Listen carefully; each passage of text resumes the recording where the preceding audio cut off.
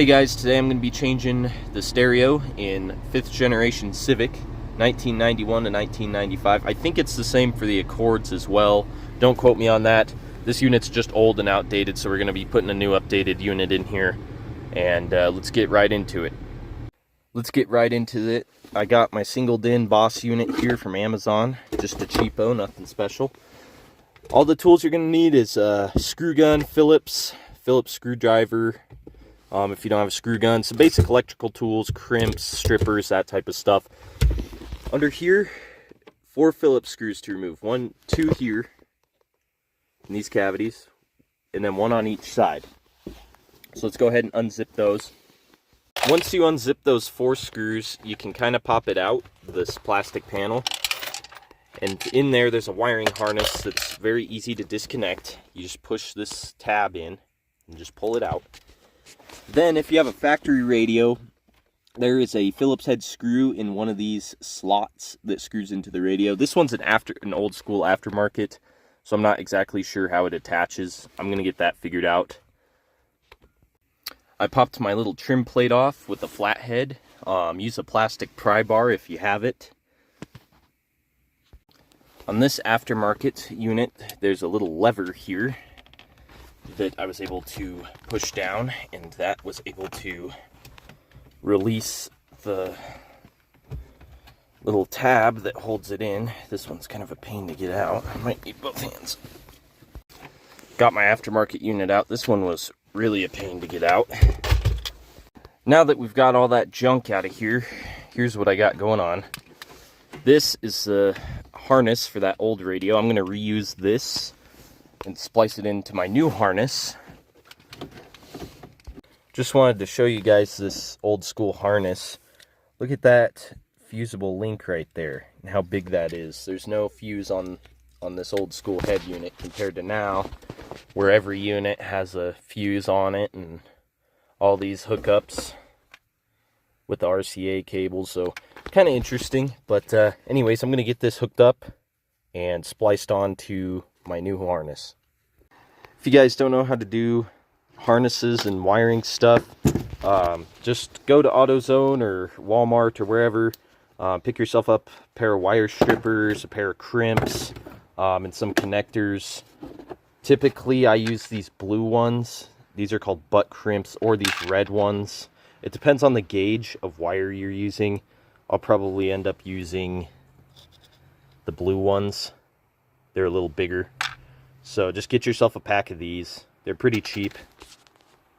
And it's just color to color on the harness, so it's very simple. Just a quick thing, if you guys don't know how to strip wire, here's how you do it. Get your crimps, find the right size. Get yourself maybe 1/4 inch. Go down, and then just pull it off. As you guys can see on my new harness, these are pre-stripped, so you just pull it off.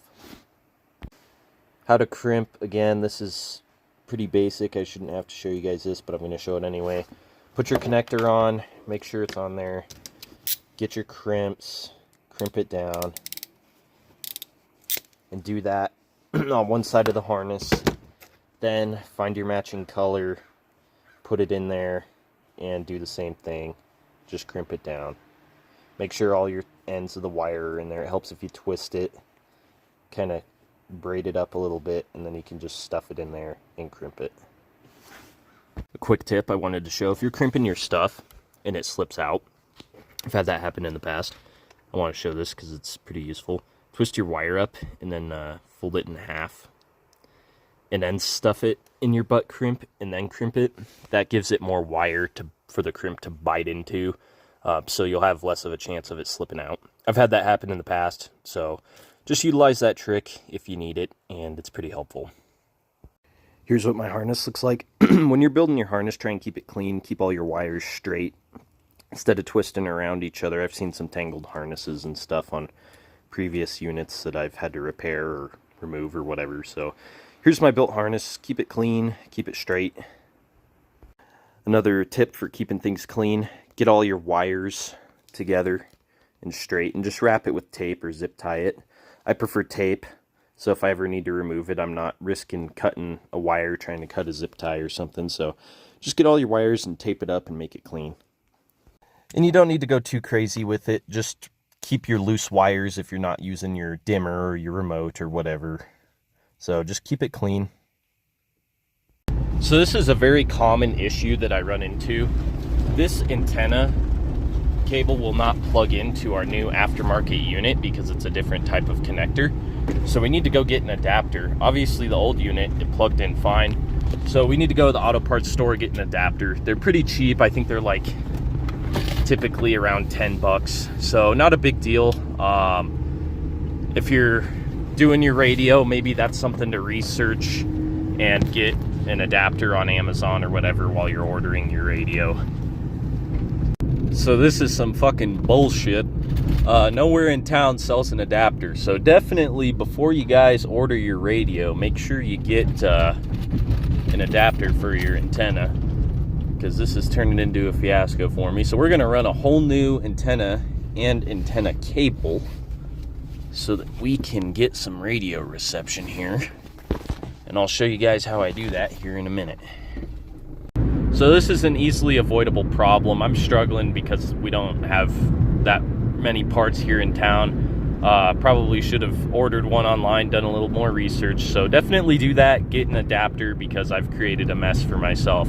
But makes more content. I get to show you guys how to run a new cable and install a new antenna. So it's not that bad. And you could always splice your antenna cable too. I'm not a fan of that. So I'm just obviously installing whole new stuff here, but it's definitely an option. So I went to Walmart, picked up the antenna. It's like 10 bucks. It's a really nice Z right there. Anyway, the antenna costs about as much as an adapter would have, so it's not a big deal, just more work for me. But the new antenna will look cleaner and possibly function better too. So not a big deal, just a minor inconvenience. I got my antenna situation almost sorted out. I'll show you guys that after this. Put your cage in. Pretty simple. I shouldn't have to show this or explain it, but you just put it in the slot and then bend a couple of these tabs down so that it actually stays in there. You can do that with a flathead. Okay, I did some stuff off camera because that antenna situation became more than it needed to be very quickly. So definitely, without a doubt, do some research, invest in that adapter, order it online. I couldn't find it here in town, so I had to improvise a little bit, but it is what it is. Here's what I did. I got a 4-foot extension antenna cable and ran it through here. I'm going to obviously zip tie that up out of the way. I ran it up. I ran the antenna cable down through a little hole here behind this A-pillar cover. This just pulls off like so. Undo that Phillips screw on the headliner.